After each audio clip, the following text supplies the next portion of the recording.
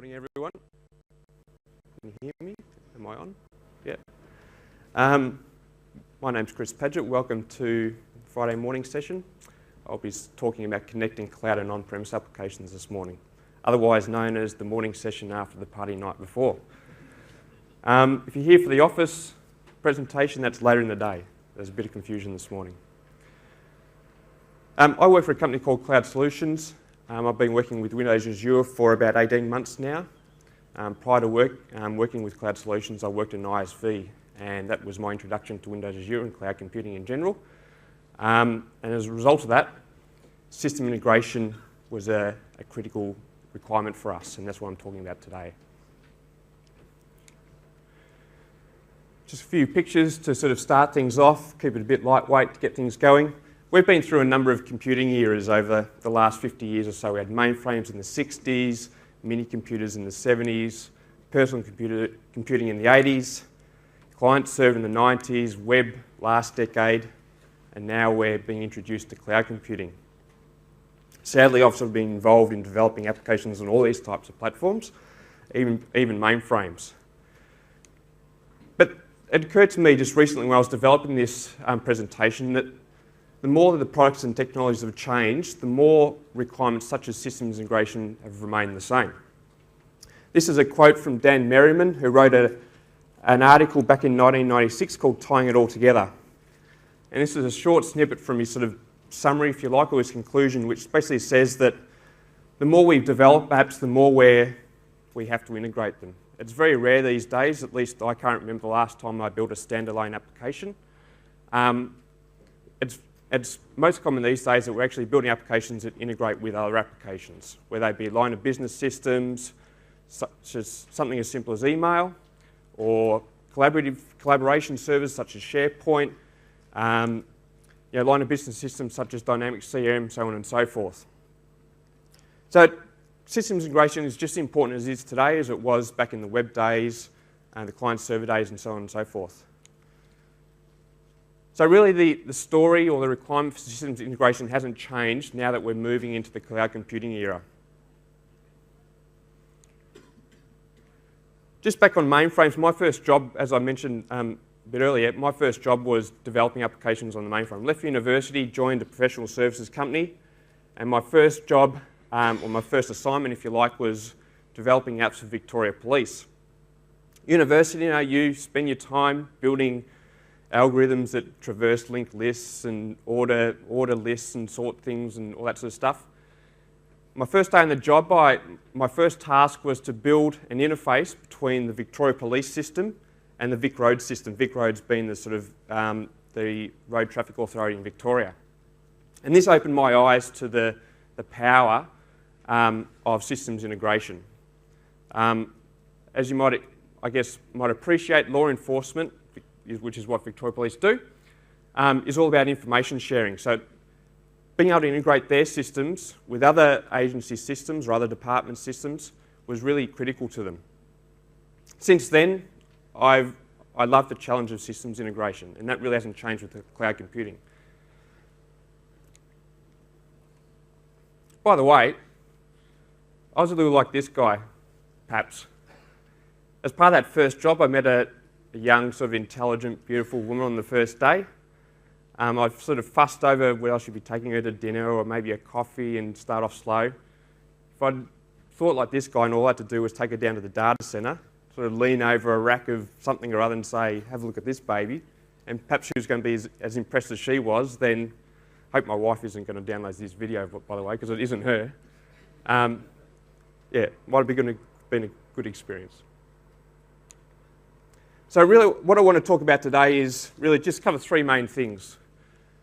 Firstly, I'll start off with a high-level overview of what Windows Azure platform provides in terms of integration technologies. There's four main technologies in that stack, if you like.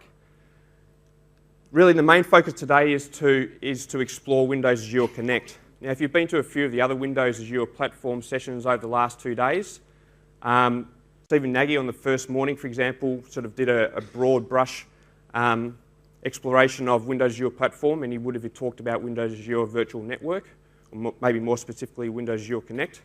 So really, today's session is about taking a deeper dive into Windows Azure Connect and what you can do with it and why you might use it.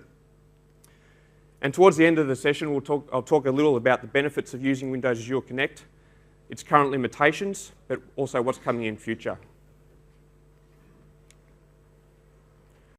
So Windows Azure Platform provides, as I said, sort of 4 key integration technologies. Each is addressing a different integration requirement or scenario, if you like. The first one on top of that stack is messaging, and that's provided by Windows Azure App Fabric Service Bus, which is quite a long name, just otherwise known as Service Bus. So if you're integrating applications, perhaps you have a web application or web role running in Windows Azure, and you want to connect it with an on-premise service, perhaps it's wrapping a line of business system or a custom application. If that on-premise service is a WCF service, you can expose it to the service bus, which effectively means you have an endpoint running available in the cloud to allow your web role or your business partner's applications or whatever it may be to connect to that endpoint to effectively send requests to your on-premise service. So that's what Service Bus is about, and I'll demonstrate that in a little while. Beneath that is data synchronization. This is provided by SQL Azure Data Sync. So this data synchronization feature set, if you like, is built on Microsoft Sync framework and allows you to synchronize data between SQL Azure databases within the same data center or across data centers. So you might have a SQL Azure database in South Central US, another one in West Europe, and you can use Data Sync to synchronize data between those SQL Azure database instances. Or you can synchronize data between a SQL Azure database running in a cloud and a SQL Server database running on premises. Okay? An example of that might be that you have some product data that you maintain on premises in a SQL Server database. You have a web role running in the cloud serving your customers, and you may want to have a sort of a local copy or a cloud copy of that on-premise database. So you can use Data Sync to synchronize changes to the data between those two databases. Thirdly, there's, in terms of identity and access control, Windows Azure App Fabric has another feature called Access Control Service that allows you to control authentication and authorization, in other words, access to your services running in the cloud, whether they be web applications, web services, services you've exposed via the service bus, any number of sort of different scenarios. In terms of identity, Access Control Service supports a number of identity providers, one of which is Windows Live ID. It also supports Facebook ID, Google IDs, and Open IDs. You can also effectively expose your Active Directory to Access Control Service using Active Directory Federation Services, ADFS. That requires a little bit of infrastructure to be set up in your local network, in your corporate network. Nonetheless, you can have a web application running in the cloud, and for users to log in, they can be logging in using their domain credentials as they're known in your Active Directory. So that's quite a powerful feature as well. The last one in that diagram is sort of networking integration. And this is provided by Windows Azure Connect, which we'll be talking about in depth today. And so what Windows Azure Connect is really doing is providing integration at the networking level. So whether you have an on-premise service running, it can be WCF, maybe it's a legacy ASMX web service, it could be a DCOM application, it could be anything. By providing integration at the network layer, it's effectively allowing a role running in Windows Azure, say a web role or worker role, to connect through any port that you like to a server running on your premise, within your local network. So it really just starts to open up a lot of different integration scenarios or possibilities by using Windows Azure Connect. Bit of history around, or a bit of context around Windows Azure Connect. Windows Azure Connect is part of, that title should actually say Windows Azure Virtual Network. Windows Azure Connect is a feature of Windows Azure Virtual Network. So if you go to the Windows Azure sort of landing page on Microsoft.com, you'll see a sort of a tiled layout, and it sort of shows all the features of the Windows Azure platform. One of those features is Windows Azure Virtual Network. It has two sub-features, if you like. The first feature that was shipped was Windows Azure Connect. formerly known as Project Sydney, so that's sort of close to home in some ways. It was announced at PDC last year, so about this time last year it was announced, and since then has been in a CTP release, so it hasn't gone live yet. The second feature that was released as part of Windows Azure Virtual Network was Windows Azure Traffic Manager. And I think Stephen mentioned this the other day on the Wednesday morning session. It was announced earlier this year in about April or May at MIX 2011 in the US. And what it provides is a sort of a cross data center load balancer. So you might know that with Windows Azure Platform, if you deploy a web role, for example, or multiple instances of it, those instances are being load balanced for you within a data center. What Windows Azure Traffic Manager allows you to do is deploy the same application to multiple data centers. So perhaps you deploy it to South Central US and West Europe, and you can configure Windows Azure Traffic Manager basically load balance requests to that application across those data centers. The reason you may want to do that is that you may have users in the US and you may have users in Europe. And with Windows Azure Traffic Manager, it can route requests to the closest data center for those users. So for example, in Australia, the closest data center to us, not geographically, but in terms of network round trip times, is South Central US. So if I'm a user in Melbourne and I'm browsing to my global application, all my requests will be directed to my closest data center, which would be South Central US. Okay? You can find that sort of load balancing method, if you like, either the closest data center or whatever, is there are a number of different load balancing methods. I can go to the closest data center. I can set those data centers up to be in a sort of a failover ordered list. So perhaps I want South Central US to be my primary data center. If that fails for whatever reason, my app fails in that data center, all users' requests will be routed to the next one in the list, which may be West Europe. Or you can choose a round robining. So first request goes to South Central US, second request goes to West Europe. So it really provides, it's a load balance across all the Windows Azure data centers where you may choose to deploy your application. Hopefully the same version of it.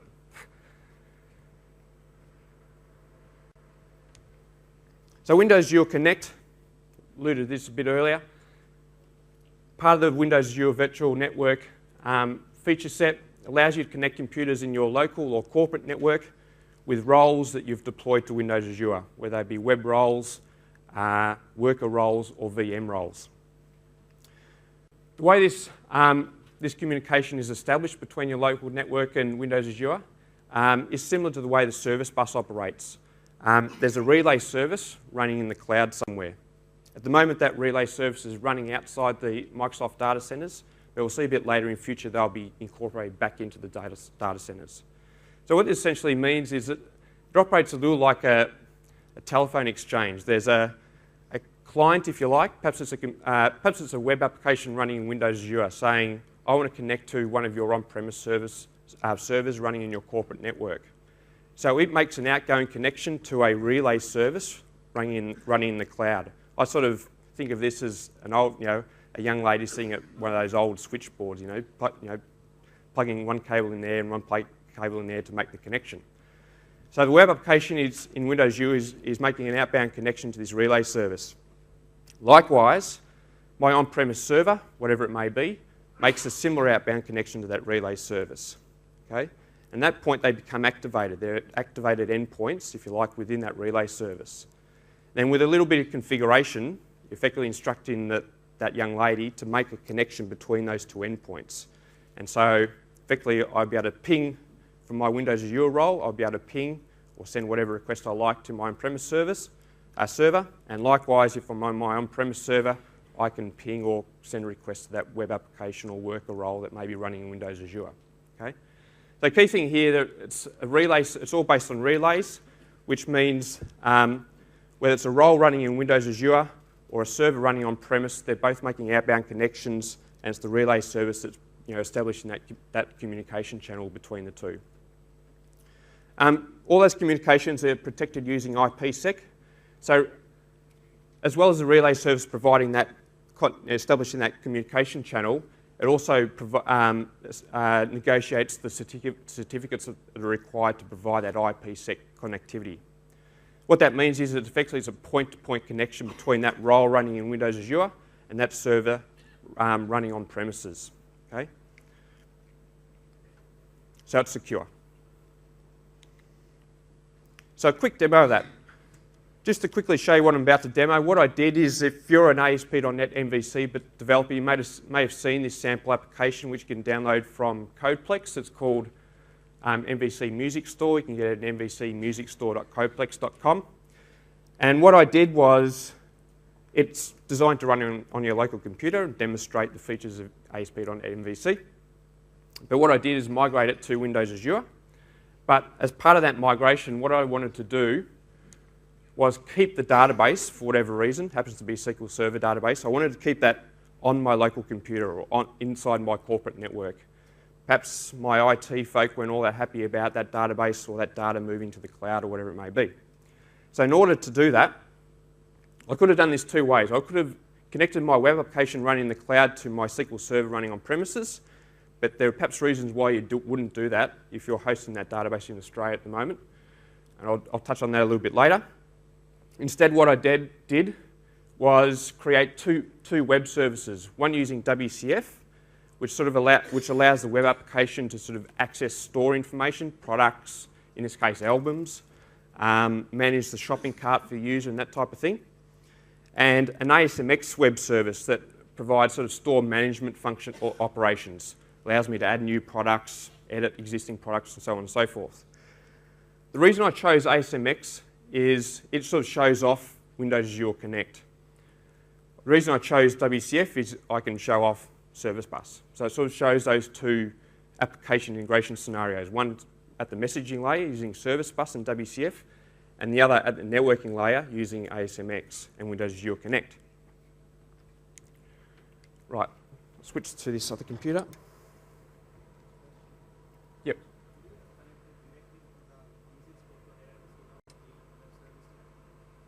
Say it again, sorry?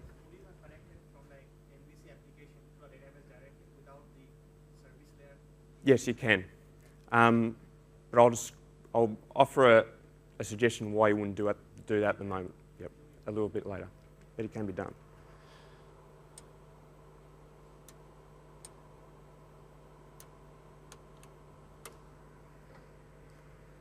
Okay.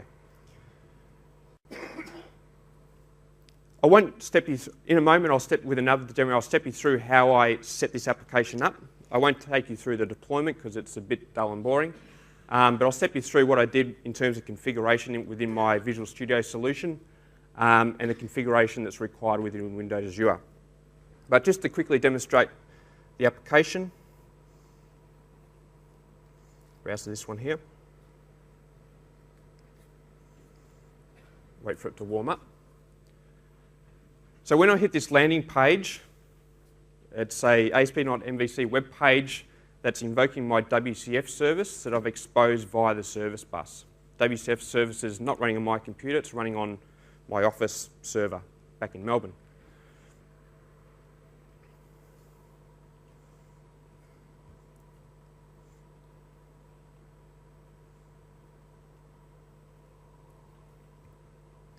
Here we go. Okay, so it's just home page is loaded. It's asked my WCF web service, exposed via the service bus, for a list of the top 5 selling albums, which is what you see at the bottom there. I can select one of these albums. Again, it's making another service call via the service bus to my WCF service running on premises to get the details of that album. I'll also walk you through it in a moment, is this MVC Music Store website, or web application, has an administration module to it, if you like. While the store is sort of public access, anyone can go browse to it and buy albums, that sort of thing. In order to administer products and albums and so on, I have to log in. And I'm actually logging in as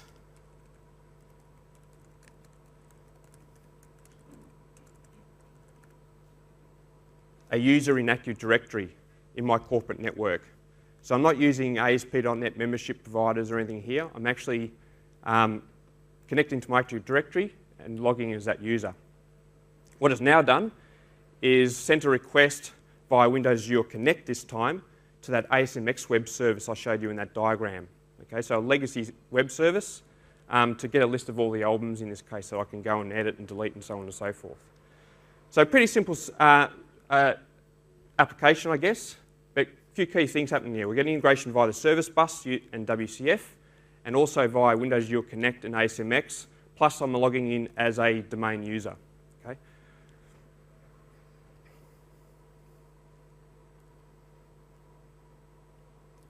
This is my on-premise server that's running. This is our virtualization platform. I've got a web server running called Web01. If I open IIS, hope you can see the small text. This is my WCF web service that I've exposed via the service bus. And I've got two versions of my ASMX web music store manager web service, and one that's unsecured and one that's secured using integrated Windows authentication. And I'll explain the reason why I've done that in a moment. For all intents and purposes, I've just deployed my web services to my web server running in the office or running on premises, and using the service bus and Windows Azure Connect expose those two applications running in the cloud. I'll come back to that in a minute.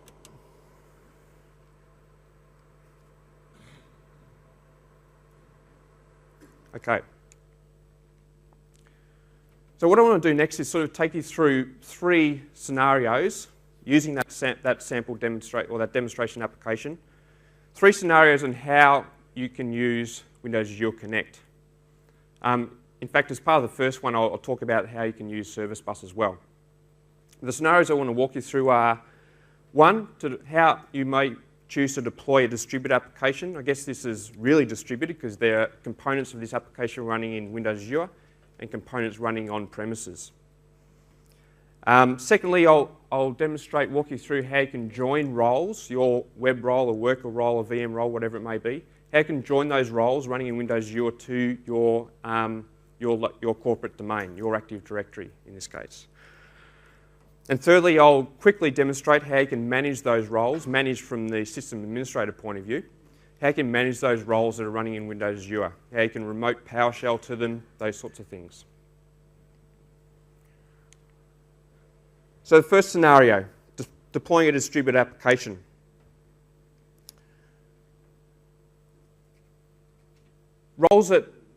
Three types of roles running in Windows Azure: web, worker, and VM.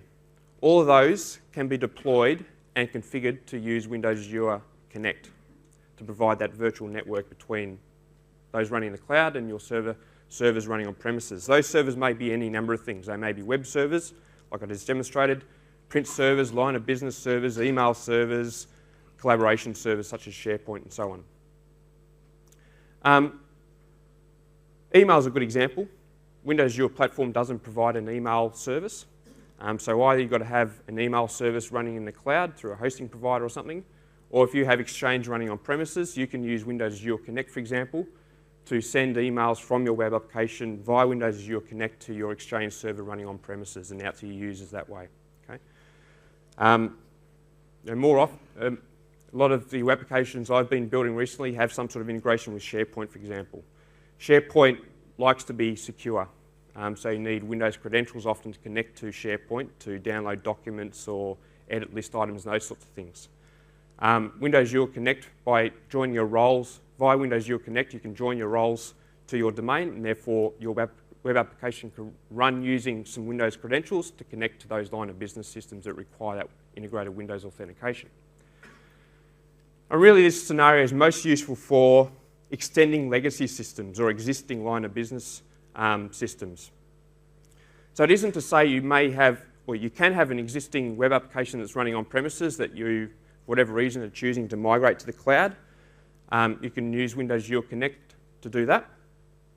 But also you may be building new apps. You know, there's a new requirement to aggregate some existing data in an existing line of business system with some new data that you want to host up in the cloud for whatever reason. That's all part of extending that legacy environment, if you like, or that existing on-premises environment. So this scenario sort of covers all those different permutations, if you like. And it's a pretty simple 5-step process to get this up and running. It doesn't take more than about 15 minutes, to be honest. The first step is you've got to sign yourself up to Windows Azure Connect CTP. You request access to the CTP within 2 or 3 days you should get an invitation to join the program and you're away. The next step is to sign into the Windows Azure Management Portal using your subscription credentials. And for that subscription, there's an activation token that allows you to start using Windows Azure Connect. Okay? You're probably used to this. You know, when you create a storage account, there's a sort of a shared secret you've got to get from the management portal to sort of put in your service configuration file. It's similar for Service Bus. It's the same for Windows Azure Connect. Okay? There's an activation token. Something's a little like a GUID, but not quite a GUID, but very random. That's unique to your subscription, so don't give it to anyone else. That's what you need to start connecting your apps or your roles running in the cloud to your servers running on premises. The third step is to enable your role that's going to run in Windows Azure for Windows Azure connectivity. Basically, all you've got to do is in your Windows Azure project within your Visual Studio solution, you select the role that you want to enable for Windows Azure Connect, and there's a nice little properties page where you copy and paste that activation token into a text box, check a box, and it's ready to be deployed and connected. So it's pretty simple from a development point of view. What that means is that when you deploy that role, web work, a VM role, to Windows Azure, that role has a Windows service installed into it. What's a piece of software that's known as the Windows Azure Connect local endpoint software. And what that basically provides is it creates a virtual network adapter in that role running in the cloud that connects it to that relay service I spoke about a little earlier. So it establishes that connection and is ready to be connected to your on-premise systems.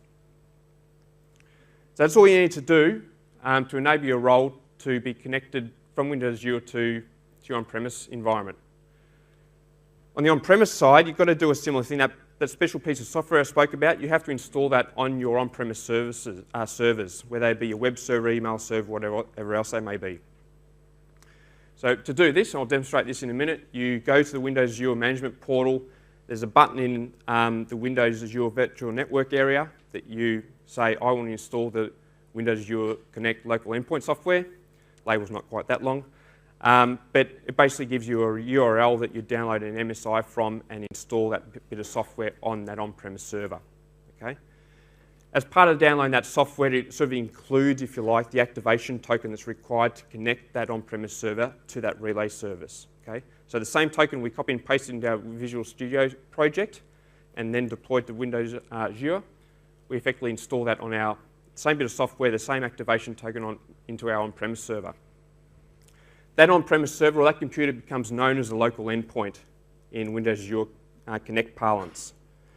The software can either be installed by downloading it from the management portal, installing it sort of run as you download it, or you can save it to your local file system because perhaps maybe your IT support people want to install that via the command line or via SCCM or whatever it may be. Okay. And as I said, that local endpoint software has to be activated using that activation token. There's a new feature that was released in the maybe 2 or 3 weeks ago, maybe a little longer than that now, that not only allows you to secure that connection between your on-premise server and the relay service using the activation token, but you also can use certificates now.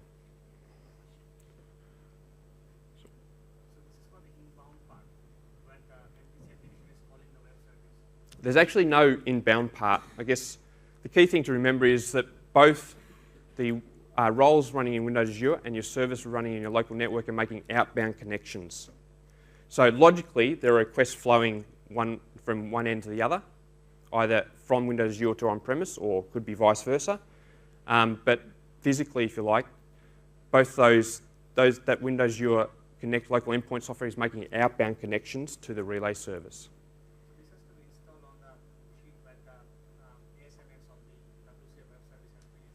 Correct. So the question is, if you have an ASMX web service running on a web server, do you have to install this software on that web server and all the other servers that you want to connect to the cloud? And the answer is yes.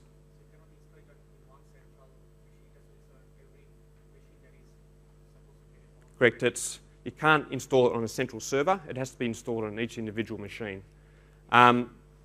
Until reasonably recently, you had to go to each machine, browse to the management portal, click that button to say I want to download and install that endpoint software on each of those machines. But now IT people can download it once and then distribute it via SCCM or whatever it may be. So in this scenario where instead of a web application, you have a desktop app Yep. that's connecting to something in the cloud. Yep. So that has to be installed every desktop of the organization. Yep, so the question is, if you have a desktop application you want to connect using Windows Azure Connect to the cloud, do you have to install on each desktop? The answer is yes. You might remember the communication that's being established is IPsec based, so it's point to point. So effectively you have to install that endpoint on each machine that you want to connect to the cloud. What about proxies and all this? The local endpoint software runs, it's a Windows service that runs under the local system account. So that local system account has to be granted access out through the proxy to get to obviously to the relay service, which is running on the internet. Yep. I'm glad you asked that because I checked that last night. So we're almost there. We've deployed our Windows Azure roles. We've installed the local endpoint software on on-premise servers. Both have been activated using the activation token. They're connected to the relay service. But at this point, they're not actually linked to each other. You can't ping one from the other at this point. So the last step is that you have to create or configure what's known as a network policy. And what this, again, you do this using the Windows Azure Management Portal. I'll show you in a minute. When you browse to the Windows Azure Virtual Network part of that portal, you'll see each of those activated endpoints. You'll see your on-premise servers and your Windows Azure roles have been enabled for connectivity. And basically, to link the two up, you create what's known as an endpoint group. Give it a name such as web servers, and I want to add my on-premise web server to that group and my web role running in Windows Azure to that group. And by doing that, Windows Azure Connect, that lady sitting in the Exchange, will plug those cables into those two endpoints that are just ready to be linked to each other, and that then provides the IPsec connectivity and you're away. You'll then have end-to-end connectivity between the roles and the servers. So a quick walkthrough of that.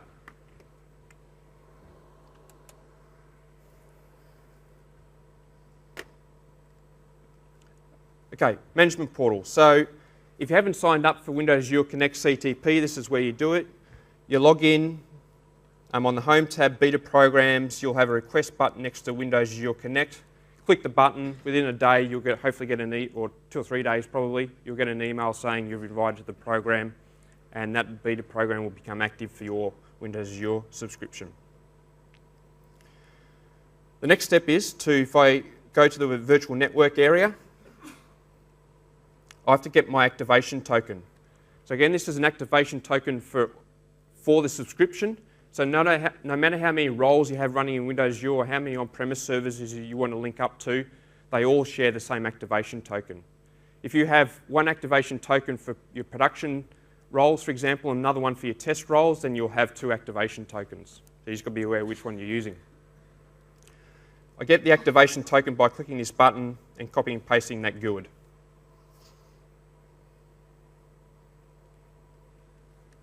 The next step is to enable my web application role or my web role that I want to deploy to Windows Azure. I want to enable that for Windows Azure Connect. To do that, I'll go to my Visual Studio solution. In here I have my ASP.NET MVC application and the Windows Azure project, which packages that application for deployment to Windows Azure. To that Windows Azure project, I've added my web application as a web role. And if I double click on it and open its properties, there's a virtual network tab. I check this box, copy and paste that activation token into that text field, save, deploy, and it's away. It's ready to be connected to my on-premise environment. So it's pretty simple. Under the covers, what it's doing is within the service definition file, it's importing a module known as the Connect module. And in the service configuration file, it's adding a setting called Windows Azure Plugins Connect Activation Token, which the value of which is my activation token string, activation token GUID. Okay? So when I deploy this to Windows Azure, it will understand that setting and install when it deploys that web role that represents my web application, will install the local endpoint software into that role automatically for me, configure it using the activation token, and connect it to the relay service. So at this point, the Windows Azure role is ready to be linked or connected to my on-premise environment. In my on-premise server, so if I just switch back to my lab over here, this is my web server. Within here, I can browse to the management portal like I've just done on my local machine, log in, go to the virtual network tab, and rather than clicking the Get Activation Token button, I would click, to switch back here, this Install Local Endpoint button. This asks me to copy and paste the URL. Yes. Which allows me to download that software and install it on my local computer or my on-premise server or whatever it may be. That URL's just gone missing, but what it actually contains is the activation token as well. So that's installed with the software. I won't do that now. But I've done that over here on my web server. If I go to Administrative Tools Services,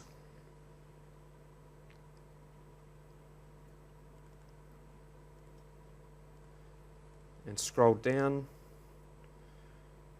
this is the software it installs here, the Windows Azure Connect Endpoint Service. And that runs as local system on the local computer, and in the system task tray, it has a little icon that has some options that I can interact with, which I'll walk you through in a minute. So that's all I have to do to enable my role for Windows Azure and my on-premise server, such as my web server, running my local network. The last thing to do is also within the virtual network area, is to create that endpoint group that links my web role running Windows Azure to my web server running on premises. Before I show you how to do that, I'll just click this activated endpoints. This shows me what's created, what roles in Windows Azure, or what servers on premises or computers on premises in general are connected to the relay service at the moment. Okay, so they've been installed with the endpoint software and they've been activated using the activation token. So that's my web server, that's my domain controller back in the office. These are 3 web roles that are running within Windows Azure. So I can see what's connected at any point in time.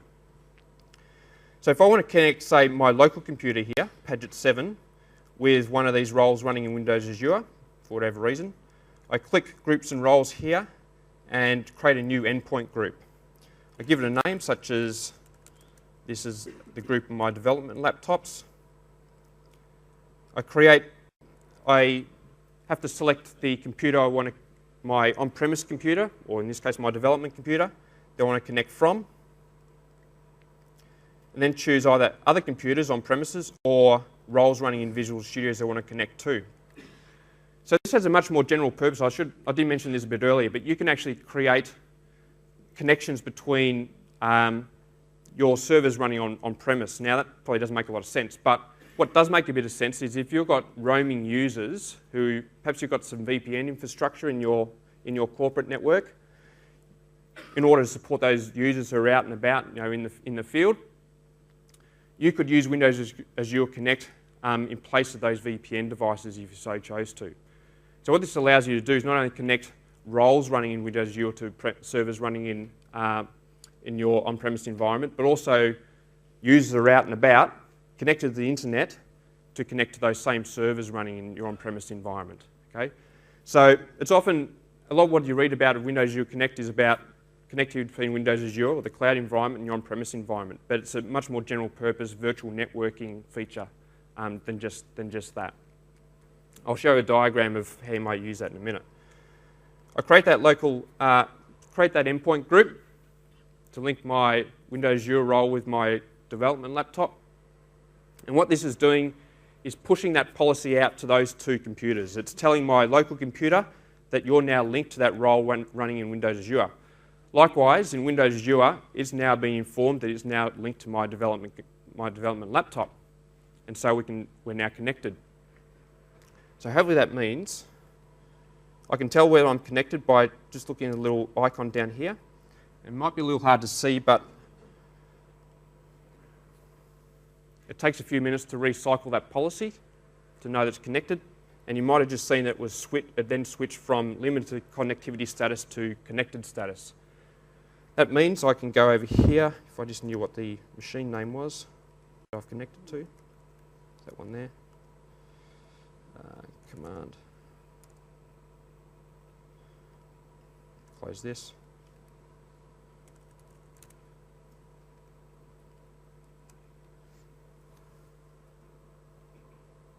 Wait a few seconds for it to warm up. So I can ping that role running in Visual Studio from my development computer. Likewise, if I remote desktop to the Windows Azure role, I can ping my development laptop, okay? And I can start to communicate however I want to communicate. So what's happened there is we provide that link. The relay service part of Windows Azure Connect has provided that IP connectivity, and we're away.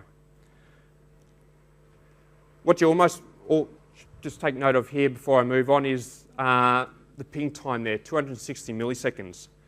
That Windows Azure role that I've pinged, rd whatever it is, .cloud.net, is hosted in South Central US. So that's the time it takes to send requests to South Central US and get responses back. I'll talk about why that's important a little bit later. But that is our closest data center in terms of ping times.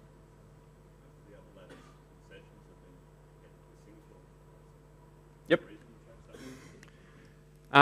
In the tests that I've done,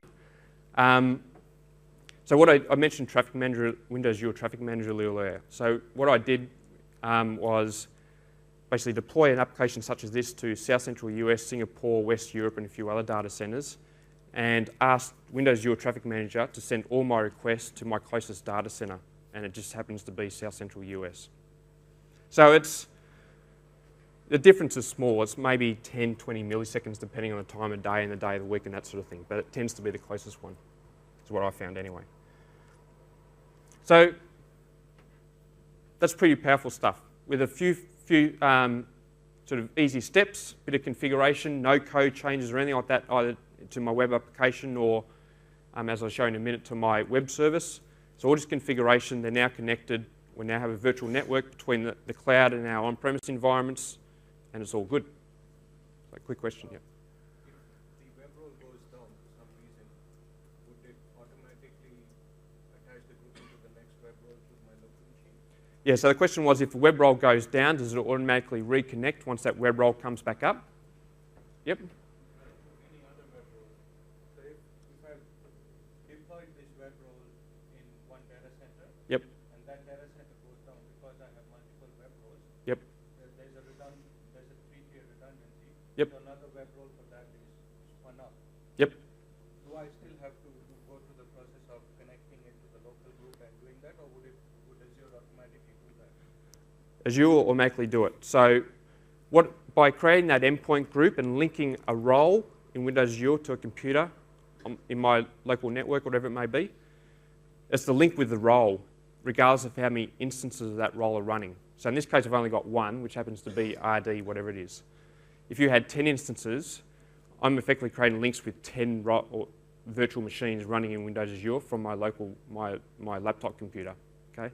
So as those role instances are being recycled, or you're scaling them up or scaling them down, they're all automatically linked to, via that endpoint group, via that network policy, okay? So you're making the link with a role, not with a role instance. Okay, so that's all well good. It's pretty simple to get up and going. So what I wanted to show you next was, having established that connectivity, and if I just go back to the Windows Azure Management Portal,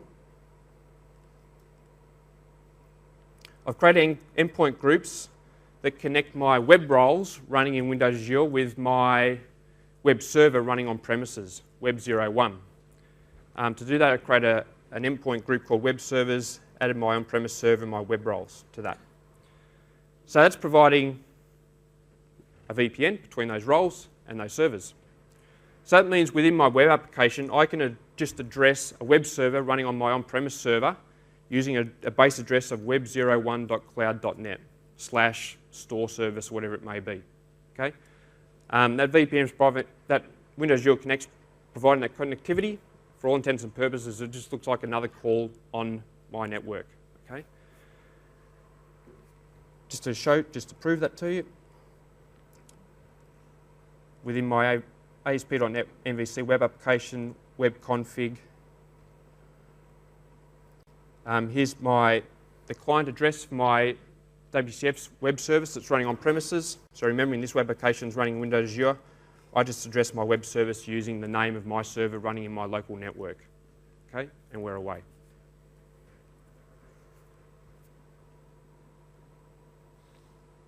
Actually, so this is my ASMX web service.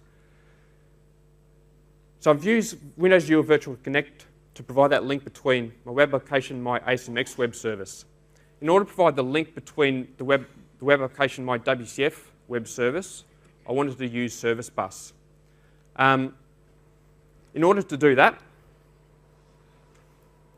I'll just have to switch to another solution, which is contains my web service, which is this project here. Again, I didn't have to make any code changes to do this. It was only configuration to expose my WCF web service running on premises to the Service Bus, so it's contactable via clients who want to connect via the cloud. It's a little bit of configuration. If you're used to WCF configuration, perhaps you wouldn't expect any more or any less, as the case may be. So in order to expose or publish my WCF web service to the Service Bus, I added a new endpoint. So this first endpoint represents it running on my local machine, just for debugging purposes, or perhaps for client applications that are running inside my local network. For those applications running outside my local network, i.e. running in the cloud, I add a second endpoint. The address I use for this endpoint is based on what's known as a namespace that I set up in Service Bus. So this is like a unique base address for my set of services running in the Service Bus, being exposed to the Service Bus. To get that base address, in the management portal, under the Service Bus panel, if I click the Service Bus option, what I've done is create a namespace. In order to do that, I just click the New button, provide a unique name that's unique across all the Service Bus connections, if you like, in the world. MVC Music Store hadn't been used when I set this one up. And in the properties pane on the right here, I use this service gateway URL as the base address for my service running on my service endpoint that's running on premise. In this case, mvcmusicstore.servicebus.windows.net. So back in my Visual Studio solution, that's the base address I use there. Then I just append the name of my service. In this case, it's a WCF data service. Two other things I have to do is, in order to expose web services on-premise to the Service Bus, you have to install the Windows Azure App Fabric SDK, version 1.0 or 2.0. And when you install that SDK, it installs a number of new bindings into the machine config. So when you install WCF, you get a number of standard bindings for basic HTTP, WS-HTTP, and so on. When you install the App Fabric SDK, you get Service Bus versions of those relays, of those bindings rather. So what those bindings are doing is providing the same level of support for basic HTTP and WS-HTTP, NetTCP, and so on, but relay versions of them. So versions of bindings that will reach out to the Service Bus and publish your service to the rest of the world. There's no code that's been deployed to the cloud here. It's all running on premise. It's just as part of the service startup, this endpoint's being activated and reach out to and expose that service to the Service Bus.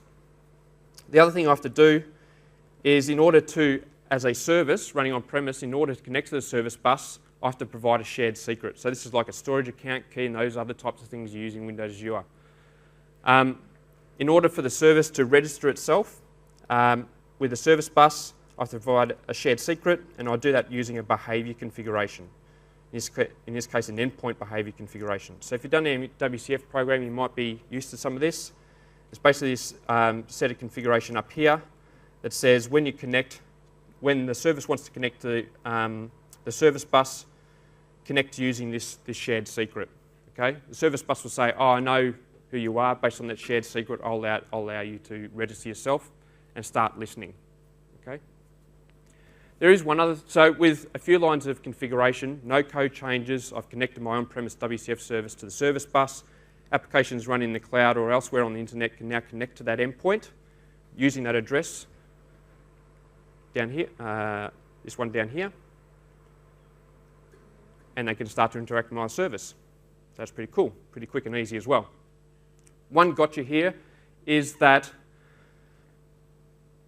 when you're, by default, when you deploy a web service to IIS running on premises, for example, IIS doesn't activate or create an instance of your service, doesn't activate it, if you like, until it receives the first message for that service. So if no one's contacting my service is effectively just idle. It doesn't actually exist at this stage. When IIS receives the first message for store data service.svc/some operation, IIS will create an instance of that service to process that request and leave that service running. Problem is, if we've got an endpoint that's configured to connect to the service bus can't receive a message until my service has been activated and register itself with the service bus. So it's a bit of a, you know, they're chasing each other around in circles for a little while. So with Windows Server App Fabric, not Windows Azure App Fabric, it's Windows Server App Fabric, Microsoft introduced a new feature in IIS called, it's actually Windows Process Activation Service, a new feature called Auto Start, which means when IIS starts up, you can ask it to start your service up at the same time. So for all intents and purposes, it's always running. Yeah. In order to do that, I encourage you to download the Windows Azure Platform Training Kit. There's a lab in there that describes how you enable that, configure that in IIS. Again, it's just all configuration. There's no code that has to be developed to support that. But what that means is when you deploy your service and IIS starts up, your service will start up at the same time. It will register itself with the service bus. When that first message comes in from that internet, that client application, your service is there, ready to process it and handle that request. 7.5. Yep. Is it only going to start up the services that are talking to service bus, or it's going to start up all the WS service that are hosted on that box? Yes, the question is, does IIS start up all the services running within the web server, or just that service?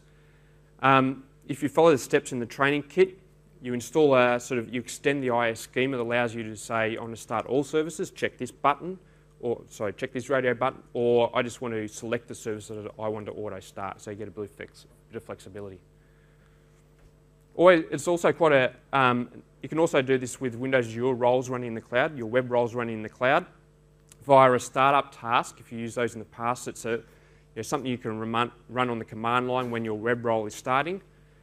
You can write a little command that will configure IIS running in Windows Azure to auto start your web app. So, which I should have done with some of my demos, you notice it took a little time just to warm up. Perhaps I should have auto started. So as soon as I browsed to it, it was ready, warmed up, ready to go. So just to reiterate very quickly, service bus connections are simple. Configuration, most of that is just boilerplate configuration, copy and paste off the web from somewhere, and your WCF service running on your on-premise server will be connected to the service bus, and your web roles or your other client applications around the world can connect to your service. No holes being opened in your corporate firewalls or anything like that. I'll talk about that in a minute. With regards to Windows Azure Connect, what I did was connect my web role to my web server running on premises, just hosting in this case, my ASMX web service, and using some network level connectivity, my web role is able to route requests through that virtual network that's been established by Windows Azure Connect to that web service running on that web server. Again, all just configuration.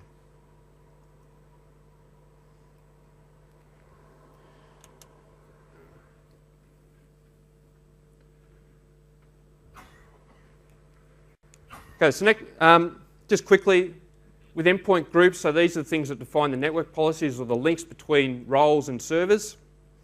Any number of scenarios you could probably think of can be configured. What I've got here is a web role connected to some database servers and a worker role connected to some development servers. They can see each other, but for example, the development computers can't see the web roles, either one or two, because they haven't been linked up. Remember, these are point-to-point connections. It's just not opening up your network to everyone, or vice versa, not opening up your cloud environment to every server in your network. Those communications are brokered through the relay service running in the cloud. You can have a more complex scenario. What I've done here, or what you can do, is connect WebRoll 2 to both your database servers and your development computers, as well as connecting your development computers, whether they're on-site or off-site, to your development servers. So again, this is just using Windows Azure Connect as a general purpose virtual networking thing. You can also configure interconnections between computers within an endpoint group. So if I just go back to the last example, even those two development computers are inside a group and they're connected to Worker Role 1, WebRoll 2 and development servers, those two development computers can't communicate with each other. Okay? Unless when you're setting up that endpoint group, there's a checkbox that says allow interconnection, which if I've checked for the development computers endpoint group, allows those two development computers to see each other. Okay? So you can do that for any number of computers within a group to allow that interconnectivity. If you don't check that box, they can't actually communicate with each other. I'll just skip over my jokes, running out of time. Scenario 2, that was all about deploying distributed applications. Scenario 2 is joining my roles in Windows Azure to my Active Directory running in my local network.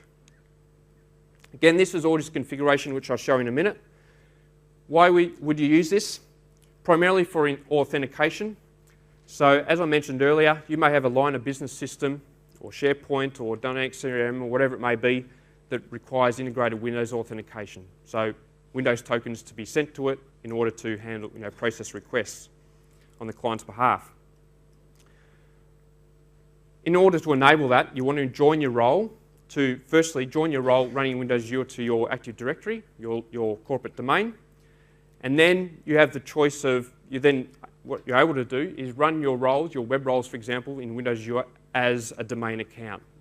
So within IIS, you can say this application uses an application pool, and that application pool has been configured to use an identity, which is a domain account. So rather than using local system, which is hopefully no one uses, or network service, or the application pool identity, you can actually configure the application pool identity as a domain account. Therefore, when the web application makes outgoing requests to my web service running on premise, it's doing that using the credentials of that domain account. Yep. I guess the key thing here is that by providing this connectivity between the cloud and on-premise, you're not having to relax your security requirements. You want to secure your web services on premises where they've been connected to from within the internal network or from the cloud, using whatever you choose to use today, Kerberos, MTLM, so on and so forth.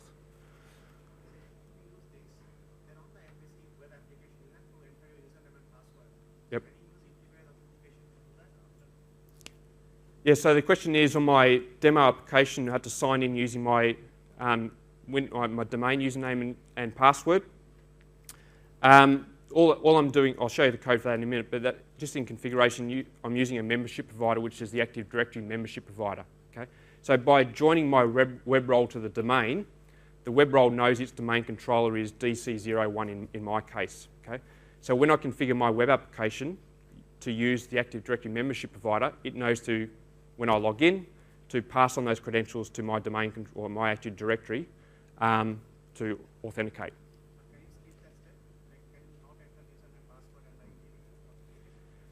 Can you skip that step? I think you'll get a prompt, either the Internet Explorer prompt that says enter your username and password, or I've just chosen to use Forms authentication because it's sort of looks a bit better. Yep.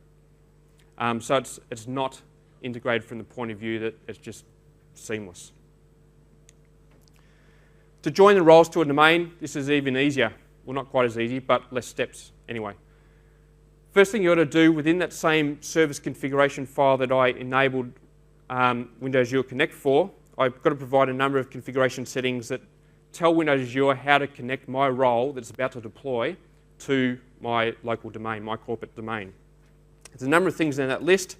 Most important one is enable domain join equals to true, otherwise nothing will happen. I also have to provide the fully qualified domain name of my domain. In my case, it's cloud.net.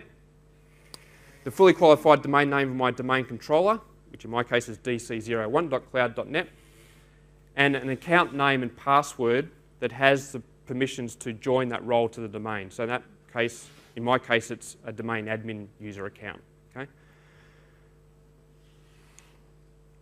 Step 2 is that local endpoint software I installed on my web server a little earlier, I also install on my domain controller.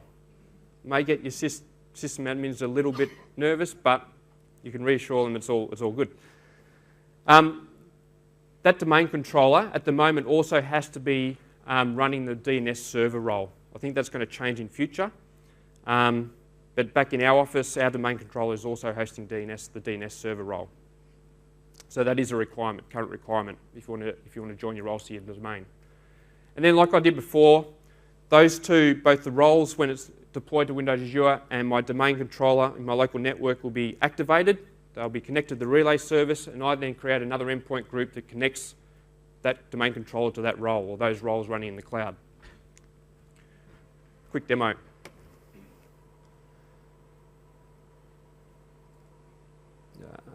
Where do I go?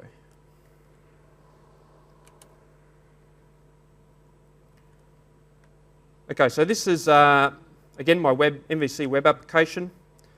Unfortunately, when I click the role configuration in the Windows Azure project in Visual Studio under Virtual Network, there are no sort of nice sort of property settings that I can use to configure all this up at the moment. Instead, what I have to do is get into the XML files behind those properties and do it manually. So in the service configuration file, what I've done is add each of those settings and set their properties, set their values. So I said, yes, I want to enable domain join.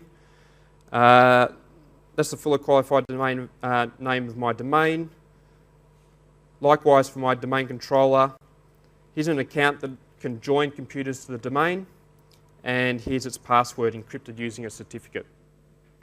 That certificate I just created on my local machine, ran a PowerShell script that, again, you can, if you go to the Windows Azure team blog, you can download that PowerShell script. There's got quite a few lines in it, but effectively it's just you enter your password for the domain admin, and it'll encrypt it for you. I then upload that certificate to the Windows Azure management portal so that you can decrypt it and obviously turn that string into a useful password. In order to upload those certificates if you haven't done that, I go to my hosted service, which is going to be running my web role, and I can add a certificate through here. Just so happens that's the certificate I created on my local computer to encrypt my domain admin password and upload it to the Windows Azure portal to decrypt that password when that role is being deployed. Back in my lab environment, on DC01, I've installed the local endpoint software and is connected because in the Windows Azure Management Portal, under Virtual Network, Groups and Roles, I've created a group called Domain Controllers, and I've added my domain controller on-premise server to it, as well as the roles that I want to join to that domain. In this case, Hosted Service 2 and Hosted Service 3. Now what happens when I deploy my Windows Azure web role, Windows Azure will understand that I want to join that role to the domain, and as long as that endpoint group has been created, it takes about an extra 5 or 10 minutes on top of the 15 minutes it takes to deploy the role. It will join that computer to the domain, restart that computer, and when it comes back up, it will appear in my Active Directory, my domain controller, as just another computer, like all the other computers on my network. And if I RDP, which I'll do now, to that role running in the cloud in Windows Azure, not that one,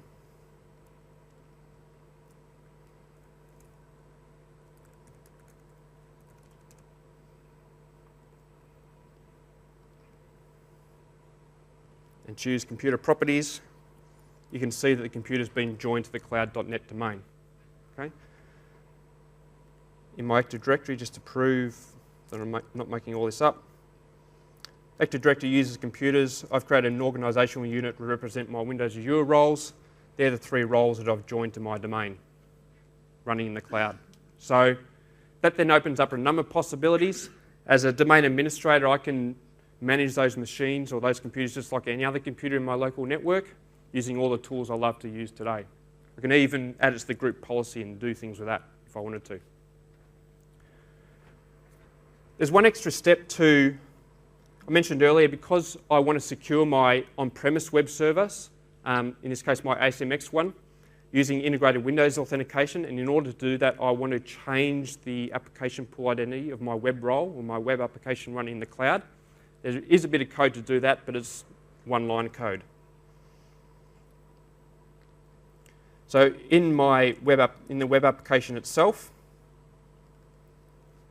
I derive a role entry point class.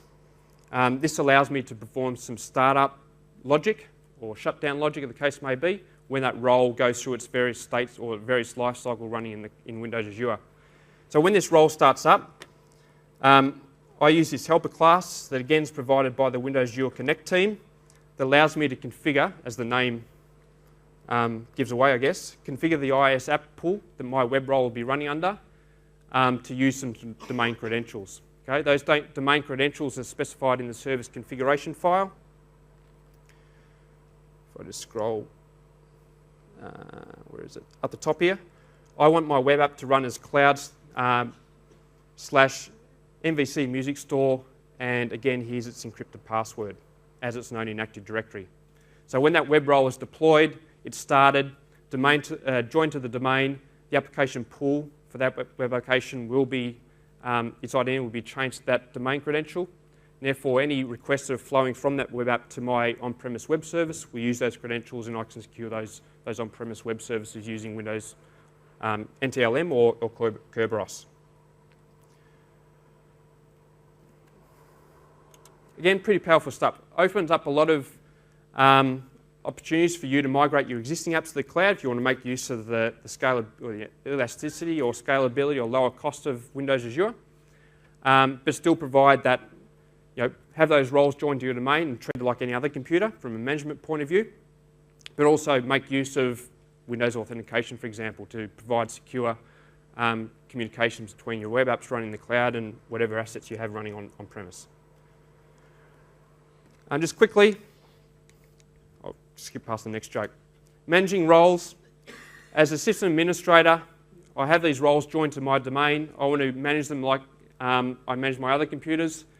I can do that using group policy or the other configuration management tools that I may be using. Or in fact, I can use Windows PowerShell as well. Windows PowerShell, I think with version 2, I think it was, enables you to remote sessions, PowerShell sessions, so I can be on my internal computer.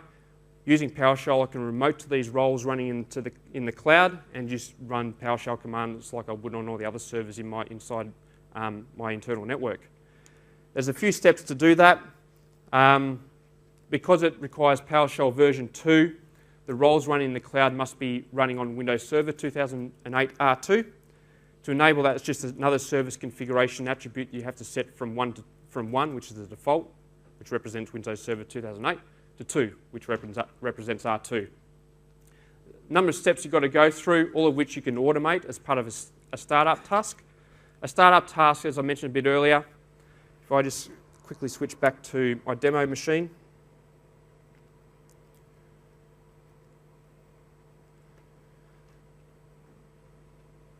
Within my service definition file for my Windows Azure project, I can define any number of startup tasks. In this case, I've got a command line task that I want to enable open a firewall on the port, not open a firewall on the port, open a port on the firewall inside that my web role running in Windows Azure to enable me to ping it, for example.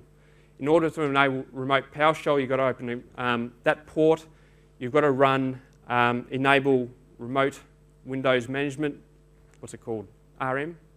Windows remote management. Do a number of other tasks. Again, I'll direct you to the Windows Azure Connect team blog that has a description of the steps you have to follow to enable this.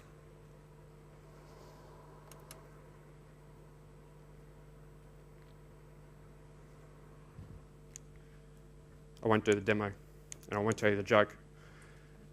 Just to start to wrap up, in terms of the other things that you have to enable on your on-premise servers, When you install the local endpoint software on each of those on-premise servers, it enables a number of rules, inbound rules, that are required to provide the connectivity via the relay service between your roles in the cloud and your services on-premise.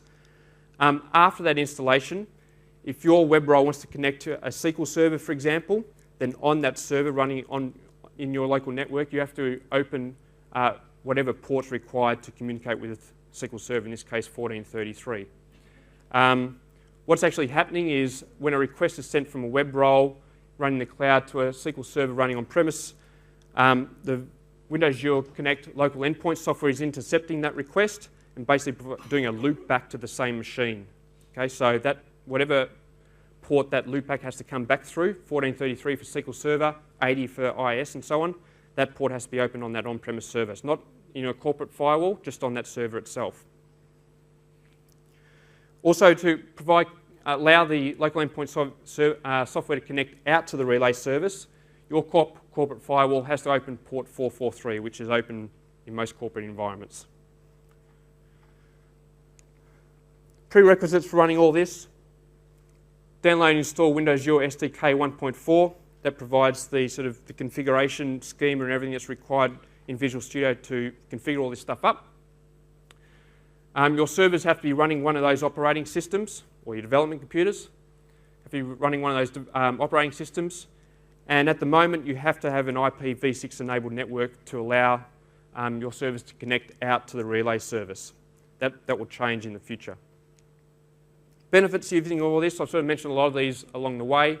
Whether you're building new applications or moving existing ones to Windows Azure, you can now, using Windows Azure Connect or maybe Service Bus, connect those roles running in the cloud to your servers running on-premise, whatever they may be. You can secure that those distributed applications using something such as integrated Windows authentication. And really, there may be reasons why you can't move applications or data to the cloud. This provides a solution to those sorts of problems. Limitations. Distributed applications, by their very nature, are subject to latency. Remember that ping time I talked about before, 260 milliseconds? If you have a very chatty interface between your web role and, say, your SQL Server or your web service running on premises, they're going to be subject to that high latency. Okay?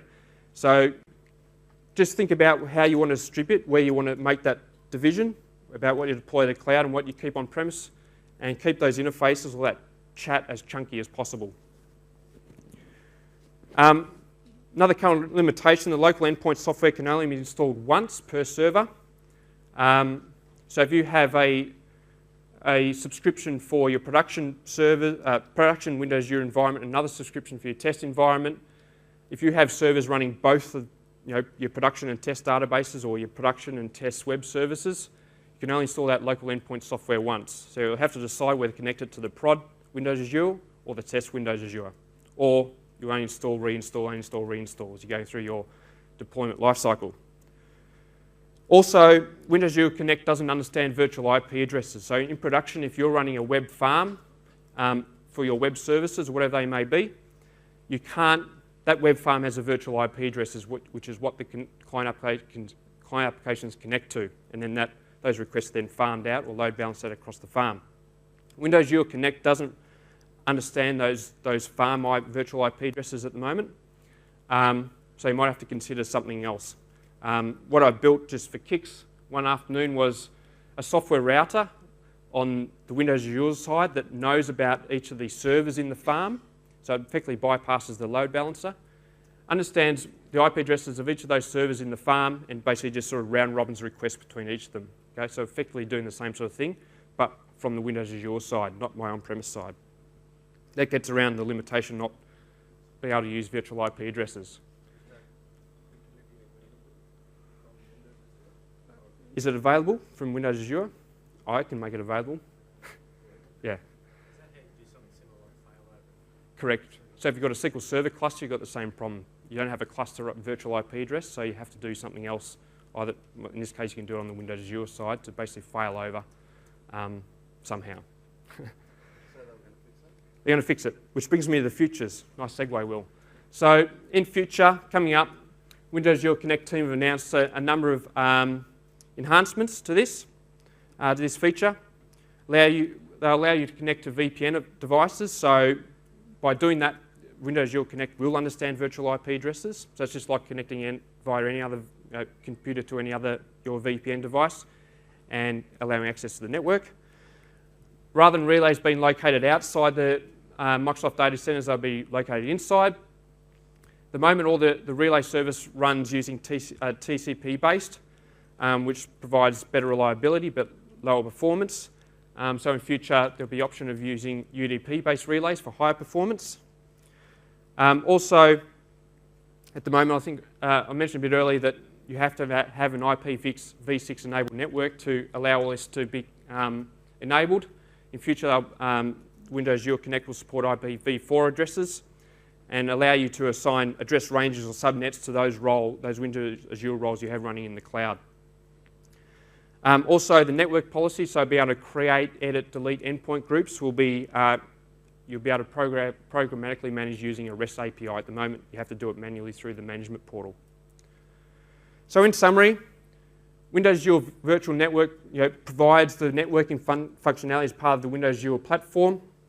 Connect, which has been around for about a year now, still in CTP nonetheless, allows you to securely connect those computers running in your on-premise environment with your roles running in the cloud, which is a really good enabler for perhaps building those new apps in the cloud that you want to integrate with your on-premise systems, or maybe move some of your on-premise web applications and so on to the cloud, but still provide that connectivity back to the office, so to speak. So I've gone a little bit over time, but hopefully there's enough time for a few questions. What's the pricing guidelines for the Azure Connect? They haven't released any pricing information. While it's in CTP, it's free. However, because the relay services are hosted outside the data centers, you are charged for bandwidth between the data center and that relay service running in the cloud. So it's part of your egress-ingress charge.